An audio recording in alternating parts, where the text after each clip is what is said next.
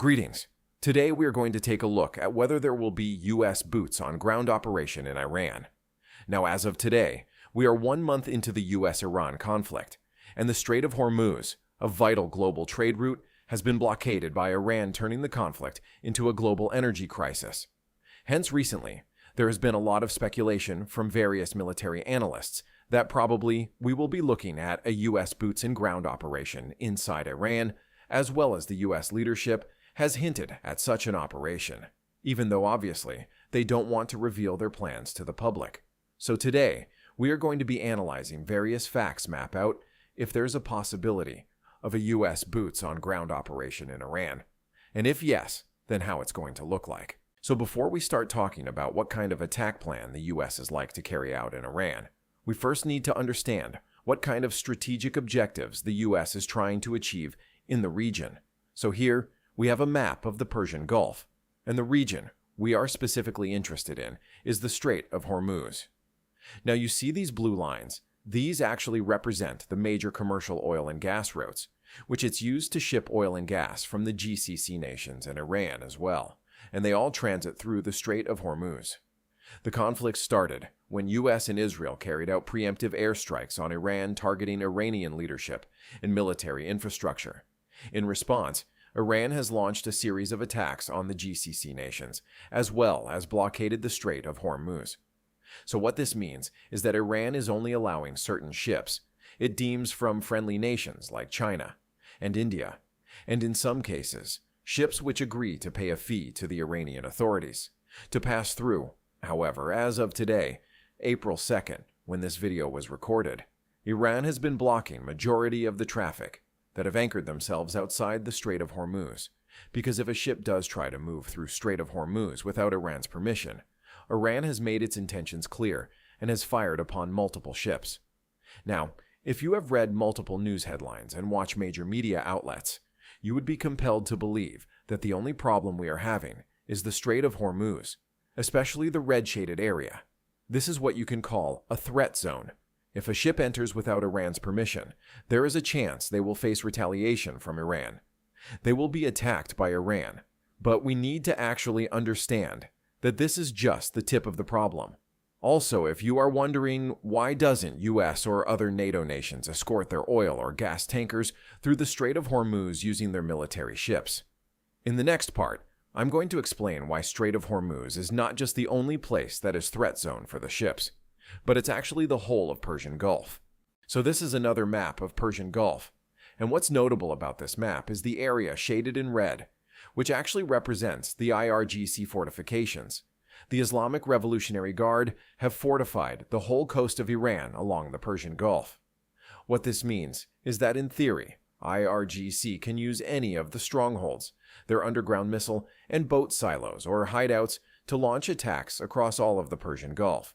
So even if a ship were to, for example, make it through the Strait of Hormuz untouched, avoiding all Iranian attacks, it will still be in a literal danger zone inside the Persian Gulf, as we have seen that Iran has actually struck ships all across the Persian Gulf and not just the Strait of Hormuz. So even if the oil tankers are escorted by U.S. military vessels safely through the Strait of Hormuz, they still will be in danger zone and will still risk Iranian fire inside the Persian Gulf. So now that we have a deeper understanding of the Strait of Hormuz situation and how the whole of Persian Gulf is actually a danger zone, we can now begin to understand and possibly theorize what are the U.S. objectives in the region might be. So these are the possible U.S. objectives. First is to ensure the safety of the commercial shipping through the Strait of Hormuz, as well as the whole of Persian Gulf. And they also want to destroy and incapacitate any Iranian military options that might be used to hit commercial shipping. But most importantly, the U.S. does need to find an equalizer to the Strait of Hormuz blockade, which can be used as a bargaining chip to make Iran stop attacking or blockading the Strait of Hormuz at favorable terms to U.S. Now let's see what the U.S. is currently doing to remediate the situation. So the U.S. has resolved to air patrolling using their A-10 Warthogs and Apache AH-64 helicopters. So the A-10 Warthogs are running day operations, and the Apaches are doing night sorties.